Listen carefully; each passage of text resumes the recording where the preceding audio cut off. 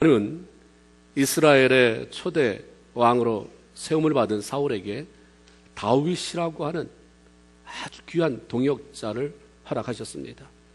다윗은 하나님을 사랑하는 사람이고, 그렇기 때문에 하나님의 백성을 사랑하고 그 백성을 잘 다스리라고 기름 부어 세운 왕을 존귀하게 여길 줄 아는 사람이었습니다. 하나님을 사랑하기 때문에 내가 싫어도 저 사람이 그 하나님께 속한 사람이라면 나도 사랑하고, 정말 하나님을 사랑하는 사람의 표본이 바로 여기 있었습니다. 그는 블레셋의 장군 골리앗과 싸우러 나갈 정도로 용기가 대단했고, 홀로 나가서 적장의 목을 베어올 정도로 싸움에 뛰어난 사람이었습니다. 더군다나 그는 싸움만 잘하는 무식한 장수가 아니라 수금도 탈 줄 아는, 시도 쓸 줄 아는 정말 감성이 풍부한 사람이고, 하나님과의 관계의 통로도 활짝 열려진 영적인 사람이었습니다. 그래서 다른 사람의 눈에도 하나님이 함께 하시는 사람, 사무엘상 16장 18절에 그렇게 되어 있잖아요. 내가 보니 그는 하나님이 함께 하시는 사람이더라. 이렇게 비춰진 참 멋진 사람이었습니다. 사울이 이런 사람을 하나님께서 자기에게 허락하신 기가 막힌 선물로 받고, 그 선물과 좋은 관계를 맺어서 동역자로 활용할 수만 있었어도 그의 인생은 엄청나게 달라졌을 것입니다. 그런데 사울은 불행하게도 이 다윗의 재능, 그를 향한 사람들의 칭찬 때문에 질투해서 동역자가 아닌 원수의 관계로 만들어버리고 말았습니다. 하나님은 누구에게나 참 소중한 것을 허락하십니다. 남과 비교하니까 나는 없는 것 같고, 나는 안 받은 것 같고, 안 주셨다고 생각할 뿐이지, 하나님은 그 사람의 형편과 내면의 크기에 맞게 필요한 것들을 주셨고, 소중한 사람을 이미 붙여주셨습니다. 문제는 자신에게 허락한 그런 모든 것들과 붙여준 사람의 소중함을 깨닫지 못하고, 알았더라도 자신의 욕심이나 시기나 질투로 관리하지 못해서 모든 관계들을 엉망으로 깨트려버리고 불행을 자초한다고 하는 것입니다. 내 주변에 좋았던 사람이 왜 떠나는가? 그 사람 참 좋았었던 것 같은데 왜 깨졌나? 한번 좀 생각해 볼 필요가 있습니다. 그 사람이 나에게 주신 선물이 아니었는가? 나는 왜 그 선물을 잘 활용하지 못했을까? 잠언 19장 3절에 보면 사람이 미련함으로 자기 길을 굽게 하고 마음으로는 여호와를 원망한다라는 말씀이 있습니다. 하나님은 우리가 원망할 존재도 아니시지만 원망받을 일을 하시는 분이 아닙니다. 그러므로 우리가 하나님을 원망할 만한 일이 생길 때 많은 경우는 그 이면에 하나님이 아닌 나 자신이 아주 어리석고 미련하게 행동한 그런 어떤 이유가 있는 것입니다. 특별히 사람과의 관계에서 흔히 저지르는 미련한 짓이라고 하는 것은 하나님께서 우리에게 허락하신 사람들을 사랑으로, 또 섬김으로, 관심으로 잘 관리하지 못하는 것입니다. 관리 못하면 관계가 깨지고, 관계가 깨지면 신앙인은 1차적으로 하나님 원망하고 사람에 대한 분노를 갖게 되죠. 우리 신앙인들은 모두 하나님이 주신 것들을 잘 관리해야 하는 청지기들입니다. 다시 말하면 관리인이라고 하는 뜻이죠. 우리가 교회 재직들을 청지기라고 말합니다. 관리인. 그러나 우리가 보편적으로 생각하면 우리 모두가 다 관리인입니다. 저마다 하나님이 주신 것들을 간직하고 있는 게 있기 때문이죠. 자신에게 주신 재능, 사람, 관계들을 잘 관리하면 성공적인 인생이 되는 것이고, 이 관리인으로서의 삶을 실패하면 결국 실패자가 되는 것입니다. 이러한 관리에 실패한 사람이 바로 사울입니다. 자기 스스로 질투를 다스리지 못해서 좋은 사람이 옆에 붙어나지를 못하는 거예요. 하나님이 붙여주신 다윗과의 관계를 깨뜨려 놓고 이제는 다윗을 죽여버리려고 합니다. 다윗은 아무 잘못도 없어요. 그래서 하나님이 사울에게 붙여주셔서 거기 가서 최선을 다해서 수금 쳐주고, 열심히 심부름해주고, 열심히 싸워주고, 근데 너무 잘하는 게 문제인 거예요. 너무 잘해서 저 사람이 인기를 끄는데, 나만 좋아하면 되겠는데, 저렇게 좋은 녀석이 나만 내 손에서 그냥 움직여주면 되는데, 저 사람이 남도 저 사람 좋아하고, 저도 남 좋아하고, 나도 좋아하고, 이러니까 질투, 죽여버리려고 하는 거죠. 어느 날 갑자기 사울이 자신을 죽이려고 한다는 소식을 들은 다윗은 있는 힘을 다해서 도망쳤습니다. 놀랍게도 사울이 널 죽이려고 한다, 빨리 도망가라고 전해준 사람은 사울의 아들 요나단이었습니다. 요나단은 사울의 아들로서 아버지 사울이 얼마나 다윗을 미워하고 그를 죽이려고 하는지를 알면서도 다윗을 사랑했던 사람입니다. 누구를 사랑하는 마음이 어떻게 자기가 마음 먹는다고 되겠습니까? 사무엘상 18장 1절에 보면 요나단의 마음이 다윗의 마음과 연락이 되어져서 요나단이 다윗을 자기 생명같이 사랑하니라는 말씀처럼 하나님께서 다윗의 일생에 허락하신 놀라운 선물 중 하나가 요나단이라고 하는 친구였습니다. 그들은 사울이라고 하는 절대자요 포악자의 횡포에도 불구하고 서로 하나님이 주신 그 소중한 선물을 참으로 값지게 여기고 그것을 잘 관리했고, 그래서 결국 요나단의 도움으로 말미암아 다윗은 여러 번 죽음의 위기를 벗어날 수가 있게 됐습니다. 그리고 후에 사울의 가문이 몰락될 때에 사울이 죽고 주변의 모든 사울과 가까웠던 정치인들이 숙청당하는 그때에 요나단도 죽게 되었고, 다윗은 사울 가문에 살아남은 유일한 생존자 요나단의 아들 모비보셋을 궁으로 들여서 자기 아들처럼 그렇게 대우해 준 얘기가 성경에 있습니다. 지금 여러분 자신들과 함께 살아가고 있는 가족이나 함께 하나님을 섬기며 살아가는 주변의 그런 신앙인들, 믿음의 사람들, 정말 소중한 사람들입니다. 이 소중함을 알았다고 한다면 소중함을 표현할 수 있어야 돼요. 그리고 소중하게 대우하고 좋은 관계를 유지하는 것이 너무 필요합니다.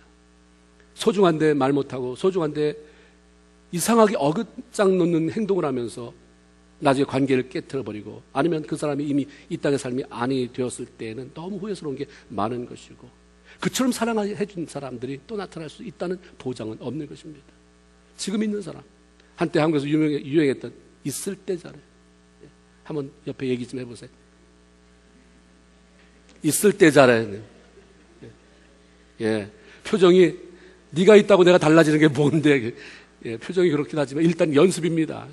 뭐 그 사람이 꼭 그 말이 못 알아듣더라도 입에서 이렇게 연습이 돼야 정말 해야 될 사람한테 제대로 할 수 있지 않겠어요? 친구 요나단으로부터 사울이 얼마나 자신을 죽이기에 혈안되어 있는지를 들은 다윗이 도망쳐 찾아간 곳은 욥당이었습니다. 욥이라고 하는 땅, 욥당의 아히멜렉 제사장을 찾아갔습니다. 다윗이 죽음으로 내몰린 위기의 순간에 왜 욥당을 찾아갔을까? 그 이유는 욥당에 하나님을 예배하는 거룩한 성소가 있었기 때문입니다. 그곳에 가면 도움을 받을 수 있다, 그곳에 가면 나는 살 수 있다라고 믿었기 때문입니다. 믿음의 사람으로, 하나님을 사랑했던 사람으로서의 다윗이 최후의 보루는 성소였습니다. 죽음의 위기에 내몰린 순간에도 하나님 전에 가면, 하나님의 예배하는 그 성소로 가면 도움을 받을 수 있고 살아날 수 있다. 노 땅에 성소가 생긴 배경이 이렇습니다. 이스라엘 백성들이 모세 인도를 받아서 종살이 하던 애굽 땅에서 탈출해서 약속의 땅 가나안이라고 하는 복지를 향해 갈 때에 긴 광야를 통과해야 했습니다. 이 광야를 지나는 동안 하나님께서 이스라엘 백성들에게 삶의 중심이 되어줘야 한다는 사실을 구체적으로 알게 하기 위해서 하나님의 임재를 상징하는 성막을 계획하셨습니다. 성막이라고 하는 말은 거룩한 장막이에요. 큰 텐트입니다. 하나님께서 직접 설계하신 것을 모세에게 알려주셨고, 모세는 하나님께서 말씀하신 모양과 치수대로 성막을 만들어냈습니다. 그리고 그 안에 하나님께서 주신 십계명 2돌판, 만나 담은 항아리, 아론의 쌍나 지팡이가 들어있는 법궤라고 하는 것을 복원했습니다. 법궤라고도 하고 언약궤라고도 불려지는 이 상자는 하나님이 함께 하심을 상징하는 것이기 때문에 아주 소중히 그리고 귀하게 다루었습니다. 광야를 지나는 이스라엘 백성들의 삶은 자연히 성막 중심으로 이루어졌습니다. 이스라엘 백성들을 인도하던 구름기둥과 불기둥이 멈추어 서면 그들도 더 이상 앞으로 나가지 아니하고 그 자리에 야영을 하며 몇 날이고 하나님의 출발 명령이 떨어지는 것을 기다려야 했습니다. 근데 야영할 때 제일 가운데는 성막을 쳤어요. 그리고 그것을 중심으로 동서남북에 이스라엘의 12지파가 3지파씩, 동쪽에 3지파, 서쪽에 3지파, 남쪽에 북쪽에 30파씩 그렇게 텐트를 치고, 그러므로 말미암아 어느 곳에든지 성막이 잘 보이게 만드셨습니다. 이런 위치까지 하나님 다 지정을 해주신 거예요. 되는 대로 텐트 치지 말고 여기에 세지파가 쳐라. 그것도 겹겹이 치지 말고 옆으로 늘어서서 바라보게 해라. 주의 전이 바라보게 해라. 이것은 광야 같은 이 땅의 삶을 살아가는 모든 성도들로 하여금 하나님을 중심에 모시고 언제 어디서나 그분을 바라보며 살아가는 삶을 살라고 하는 의미가 들어있는 거죠. 영원한 하나님의 나라인 가나안 땅을 향해 가는 사람들끼리 서로 돌아보고 도와가며 살라고 하는 메시지가 들어있는 것입니다. 성막은 이스라엘 백성들이 하나님을 예배하는 장소였을 뿐만 아니라 이스라엘 백성들이 가나안으로 들어가는 길잡이 역할도 했습니다. 이것은 이스라엘 백성들과 하나님이 만나는 장소라고 하는 의미에서 회막이라고 불려지기도 했습니다. 이스라엘 백성들이 가나안 땅에 들어가 정착을 하게 되면서 성막은 실로라고 하는 장소에 머물게 됐습니다. 그런데 블레셋의 공격으로 말미암아 실로가 파괴된 다음에 이 성막은 자연스럽게 제사장들이 모여 산다는 제사장의 성읍, 이렇게 불려진 높당으로 옮겨지게 된 것입니다. 이 사실을 알고 있던 다윗은 위기의 순간에 높당, 그곳에 있는 성소를 찾아갔는데 아까 말씀드린 것처럼 그곳에 가면 난 도움을 받을 수 있다, 나는 살 수 있다라고 믿었기 때문입니다. 급하게 도망쳐 나온 다윗에게 필요한 그런 것들은 먹을 양식입니다. 자신을 보호하는 데 필요한 칼과 무기였습니다. 다윗이 성소를 급하게 찾아들었을 때 제사장 아히멜렉이 무척 놀라서 두려움에 어떻게 네가 여기 혼자 왔느냐. 이 다윗은 사울 왕의 사위고 그의 신임 받는 신하였기 때문에 홀로 찾아온 것은 무척 이상한 것이에요. 혹시라도 제사장인 나를 해하라고 하는 어떤 특별한 명령을 받고 혼자 온 게 아닌가 하는 생각 때문에 두려워 떨고 있었던 것이었습니다. 그런데 다윗은 사울 왕이 아무도 모르게 처리해야 할 은밀한 명령을 가지고 왔을 뿐 나중에 군사들과 한 자리에서 만나기로 약속을 했다, 이렇게 거짓말을 하면서 안심시키고 뭐든지 있으면 나에게 좀 먹을 것을 달라라고 부탁하죠. 이때 제사장 아히멜렉은 내가 늘 먹는 땅, 내가 늘 먹어왔던 그런 떡은 없지만, 항용떡은 없지만 나에게 거룩한 떡이 있다. 하시면 하나님 앞에 바치고 나온 떡이 있다. 성막에는 떡상이 있어서 이스라엘의 12지파를 상징하는 그 12덩이의 떡을 거기다 올려놓고 일주일에 한 번씩 안식일이 되면 묵은 떡은 가지고 내려오고 다시 뜨끈뜨끈한 떡을 갖다 놓고 묵은 떡은 제사장이 먹게 만들었습니다. 그런데 아히멜렉이 제사장만 먹는 그 묵은 떡을 내가 이것밖에 없으니까 융통성을 발휘해서 이거 너 필요하면 정말 너에게 양식이 되겠거든, 이거 가져가라 해서 제공을 했던 거죠. 떡을 받은 다윗은 제사장에게 한 가지 더 요청을 하는데 그것은 자기가 너무 서둘러 오느라고 챙기지 못해서 그러는데 칼이나 창이 있으면 달라고 한 것입니다. 제사장은 다윗이 죽인 골리앗 칼을 보자기에 써서 보관하고 있는 것이 있는데 그것이라도 가져갈 수 있으면 가져가라고 내주었습니다. 쫓기는 자로 허기진 배와 빈손으로 성소를 찾은 다윗은 빈 배를 채울 수 있는 음식과 자신을 지킬 수 있는 칼을 소유하게 되었습니다. 왜 이 사실을 여기 기록해 놓고 있는가? 영적인 의미로 볼 때에 떡이나 빵이나 음식이나 칼은 모두 하나님의 말씀을 가리킵니다. 에베소 6장 17절에 보면 성령의 검, 곧 하나님의 말씀을 가지라고 하는 구절처럼 하나님의 말씀은 사단의 공격을 차단시키는 도구로서의 칼과 같고, 에레미야 15장 16절에 보면 내가 주의 말씀을 얻어 먹었사오니라고 하는 구절처럼 하나님의 말씀은 허기진 내면을 채워서 힘이 솟아나게 만드는 음식과도 같은 것입니다. 하나님의 거룩한 성소는 하나님을 예배하는 곳이기도 하지만 광야와 같은 세상을 지나가야만 하는 나그네로서 우리 모든 성도들이 살아갈 힘을 얻기 위해서 영적인 양식을 공급받고 영적인 싸움에서 승리하기 위해 검을 받는 곳입니다. 본문에 등장하는 다윗이 비록 자신의 필요를 채우기 위해서 제사장 아히멜렉에게 거짓말을 하는 모습이 나옵니다. 무슨 방법을 쓰든지 자신의 필요를 채우라고 하는 것을 말하는 것이 아니고 다윗의 도덕성을 비난하기 위해 굳이 그의 약점을 밝히는 것도 아닙니다. 다윗은 완벽한 사람이 아니고 실수가 많은 사람이요, 허물이 많은 사람이지만 그는 어떤 상황 속에서도 하나님을 포기하지 않는 삶을 살았다는 것을 말하고 싶은 거죠. 그는 하나님을 놓지 않고 살았어요. 그가 연약해서 위기 상황 속에 거짓말을 하긴 했지만 어떤 상황 속에서 하나님을 포기하지 않았습니다. 아브라함이 하나님의 버림을 받았을 때 어디로 가든지 가야 하는지 모른 채 하나님을 따라간 적이 있습니다. 그냥 무조건 따라오라 해서 따라갔더니 그게 믿음이다. 그래서 믿음의 조상이라고 부름을 받게 됐습니다. 그런데도 우리가 그분의 삶을 살펴보면 그 역시 삶의 위기를 만날 때 혹시라도 내 아내가 너무 젊고 예뻐서 뺏기면 어떻게 할까? 뺏어가면 또 나까지 해코지 할 테니까 우리 둘이 누가 나와의 관계를 물으면 내가 오빠라고 말해라. 나의 누이 동생이라고 말해라. 그래서 그렇게 속이는 일도 있었고 그로 인해서 망신을 당하는 어려움을 겪기도 했습니다. 그런데 아브라함의 경우도 한순간 하나님을 놓은 적은 없어요. 그러면서 변화되어 갔습니다. 다윗도 그랬어요.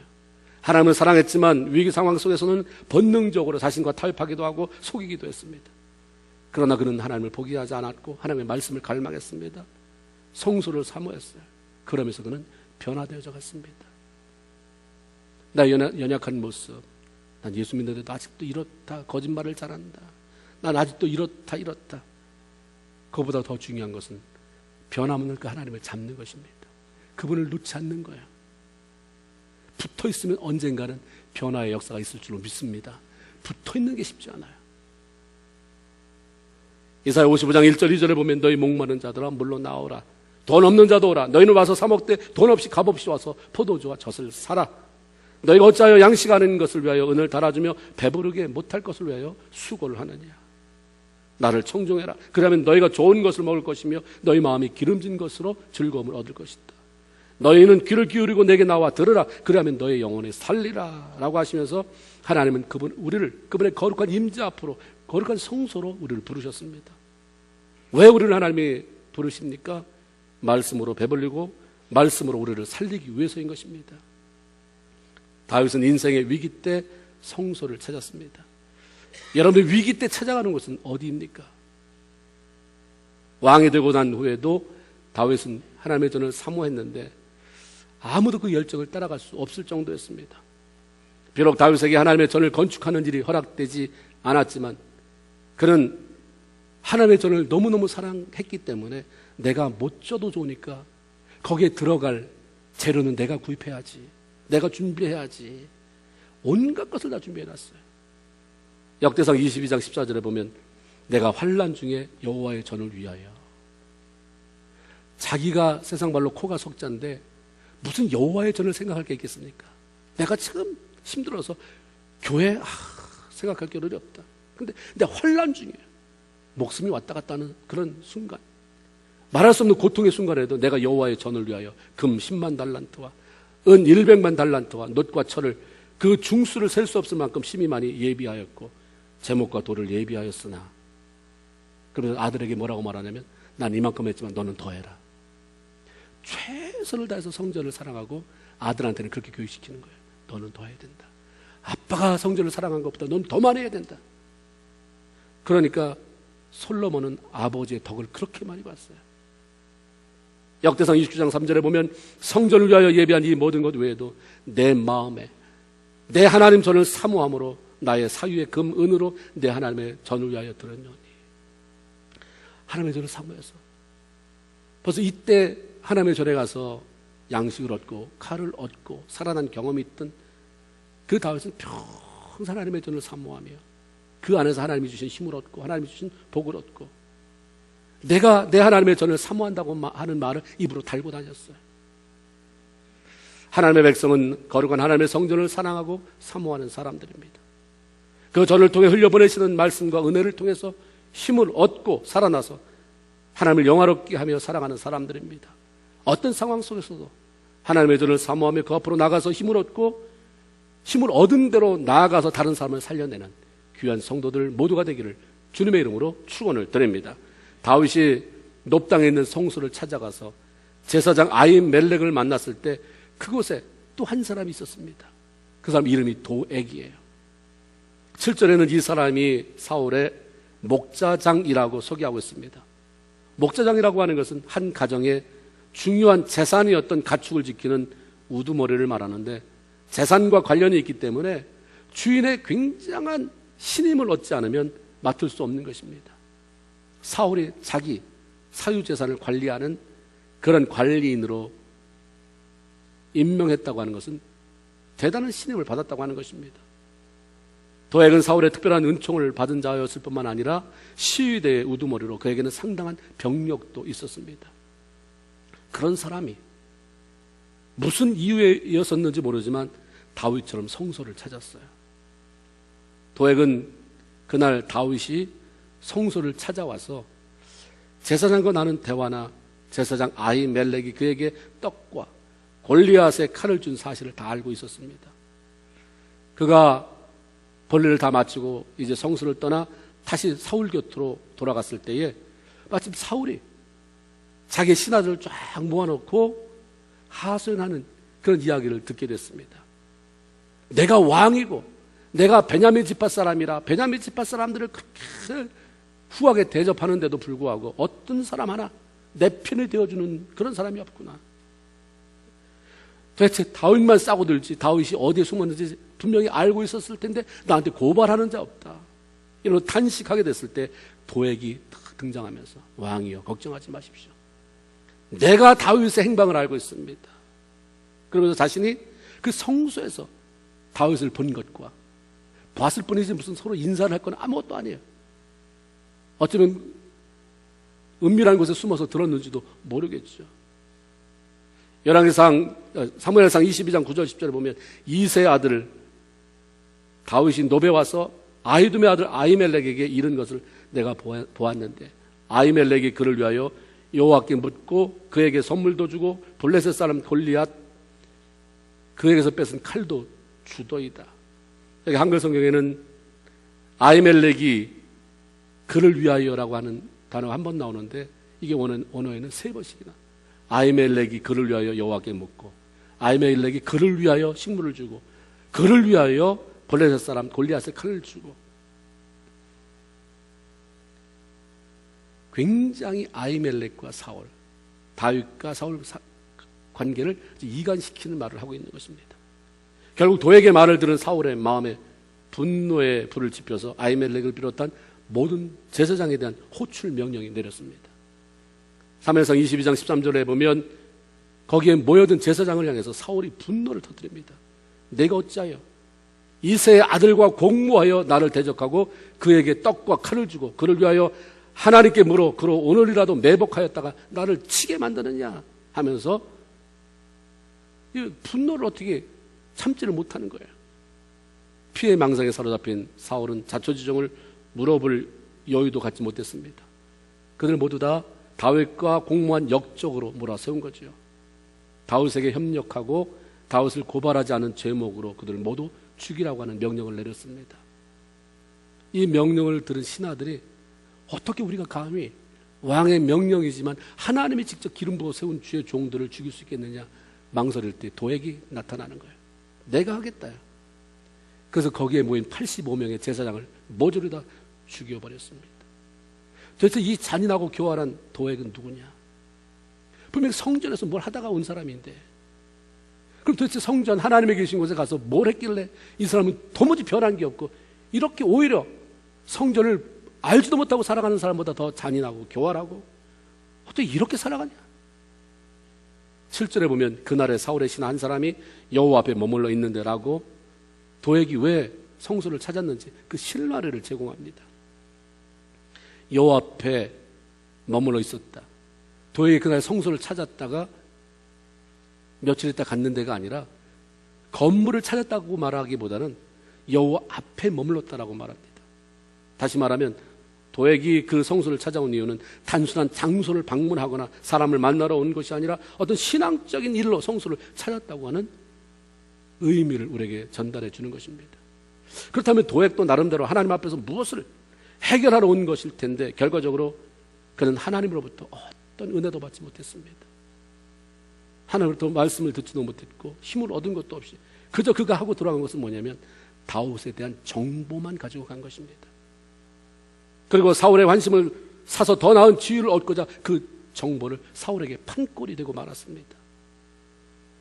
도액은 사울 앞에서 다윗이 아히멜렉에게 얘기하는 것을 내가 들었는데 왕이 시킨 급한 일을 수행하기 위해서 양식이 필요하고 칼이 필요하다고 해서 아히멜렉이 내준 것이지 저는 모르고 한 것입니다라고 말해줬으면 제사장들이 그렇게 죽지 않았어요. 가만히 있는 거예요. 다 들었는데 자기가 필요한 말만, 정보 중에서도 골라서 자기가 필요한 말만, 사울의 마음에 들게 하는 말만, 저놈 죽여버렸는데 필요한 말만 끄집어서 그 정보를 판 거죠. 마치 제사장이 적극적으로 다윗을 감싸고 돌면서 사울을 대적한 것 같이 만들어서 사울의 분노를 자극했습니다. 후에 이 소식을 들은 다윗이 그날의 에돔 사람 도액이 거기 있기로 그가 반드시 사울에게 이 사실을 고할 줄 내게 알았다. 이렇게 기록되어 있어요. 사울하고 인사를 하거나 얘기한 건 아니지만 헐깃 보는 순간 그 사람이 마주쳐진 거죠. 꺼림칙해진 거예요. 봤는데 남이 안 들었으면 좋을 얘기를 지금 하고 있는데 누가 옆에 있는데 꺼림칙한 거예요. 저 사람의 인격이나 알았다라고 하는 얘기가 뭡니까? 어떻게 알았어요? 다윗은 도액을 왜 모르겠습니까? 사울의 그런 신임을 받고 있는 사람이었고 다윗도 신임을 받고 있는 사람이었으니까 많이 봤는데 저 평소에 말이나 성품이나 인격이 야비하고 엄청난 일을 저지를 수 있는 사실을 알았던 사람이죠. 내가 그때 그 사람을 봤을 때 아주 느낌이 좋지 않더라. 근데 그럴 줄 알았다. 저기 입을 다물고 있을 수가 없지. 이런 엄청난 일을 봤는데 하나님의 저는 말씀을 받고 은혜를 받고 영적으로 살아나서 또 다른 사람을 살릴 수 있는 힘을 얻는 것이지 정보를 얻어내거나 정보를 캐내서 필요한 사람들에게 전달해주며 사람 죽이는 것이 아닙니다.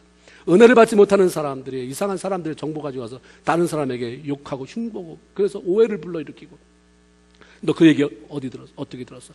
니네 교회 아무개 집사님한테 들었다. 그 집사님은 어떻게 들었대? 교회 갔다가 그 사람 만났대더라. 그 사람이 그런 백 들고 왔다며 돈도 없는 주제에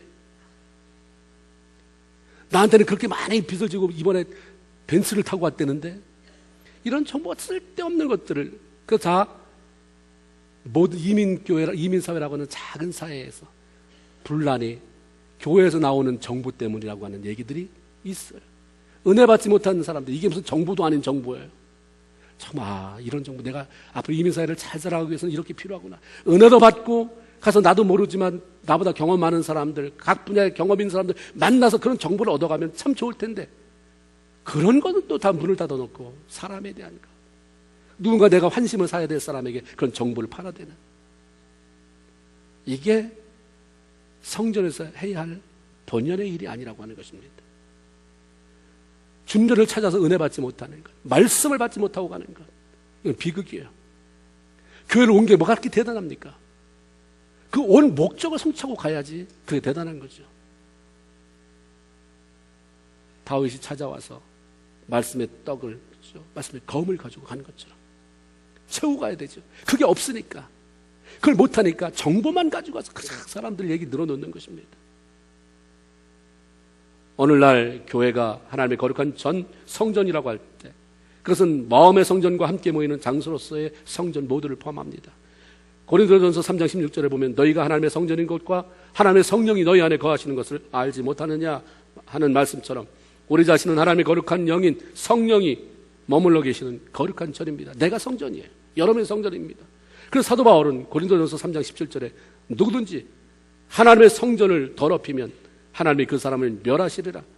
하나님의 성전은 거룩하니 너희도 거룩하니라는 이런 말씀을 우리에게 들려주시는 것입니다. 너가 성전 됐으니까 이제 너는 너 자신을 깨끗하게 관리해라. 네가 교회 와서 청소하면서 교회가 깨끗해지는 것을 보고 기뻐하는 것 이상으로 너 자신을 관리하고 깨끗게 만드는 것 그것 때문에 기뻐하라고 말씀합니다. 거룩하신 하나님이 거하시도록 우리의 내면을 아름답게 갖고 가라고 하는 말씀이에요. 그런데 이렇게 하나님의 성전으로서의 성도 한 사람 한 사람이 제대로 훈련되고 힘을 얻고 성장하기 위해 필요한 것은 바로 함께 모이는 장소로서의 건물로서의 성전입니다. 오순절 마가의 다락방에 함께 모여서 열심히 기도하던 사람들이 모두가 다 성령 충만히 임하는 것을 경험했습니다. 그 이후 장소로서의 교회가 생겨나기 시작했는데 사도행전 2장 46절에 보면 날마다 마음을 같이하여 성전에 모이기를 힘쓰고 주의 성전된 성도 한 사람 한 사람이 성령 충만해서 주의 몸된 교회, 건물로서의 교회에 모여서 함께 주님을 찬미하는 일들이 벌어진 거죠.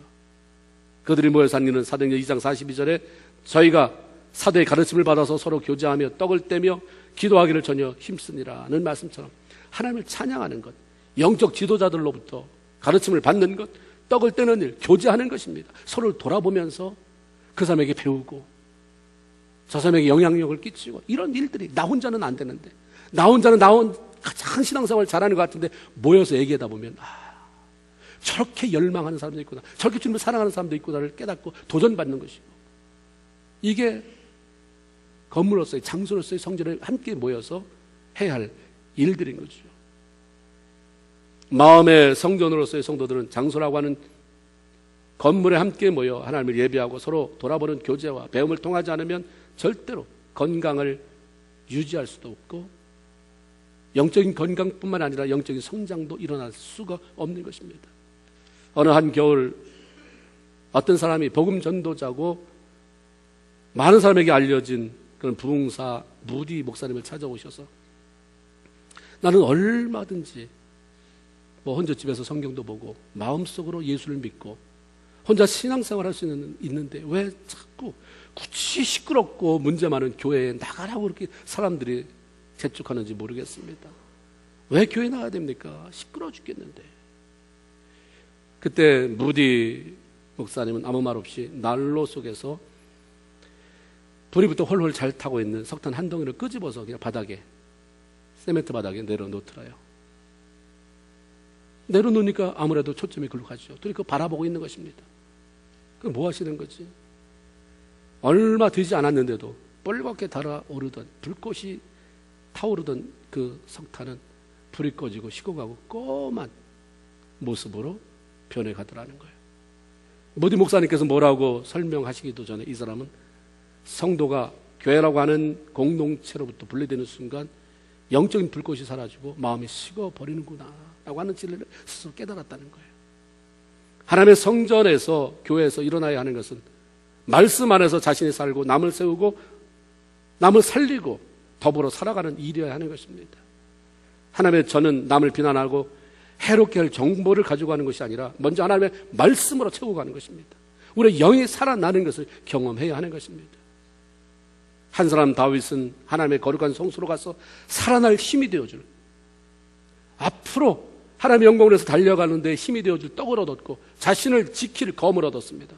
그런데 또 한 사람 도액은 동일한 장소에 있었다 나왔는데도 다윗의 정보만 가지고 내려가서 그 정보를 잘못 사용함으로 수많은 사람을, 그것도 하나님의 제사장 85명을 죽이게 만드는 장본인이 되었습니다. 선택은 각자가 하는 것입니다. 오늘 여러분은 뭘 가지고 나가실 것입니까? 여러분 성수를 찾아 예배드리고 나가는데 뭘 가지고 나가실 거예요? 어떤 상황에서든지 하나님의 성수로 나가 하나님 말씀 안에 살아나고 살아난 자신이 다른 사람을 살릴 수 있는, 그래서 부족하지만 연약하지만 내가 살아가는 환경이, 그 반경이 굉장히 협소하지만 그 가운데서 영향력을 끼치며 많은 사람을 예수의 이름으로 살려내는 참 복된 삶을 살아가는 저와 여러분 모두가 되기를 주님의 이름으로 축원을 드립니다. 기도하겠습니다. 하나님 고맙습니다. 오늘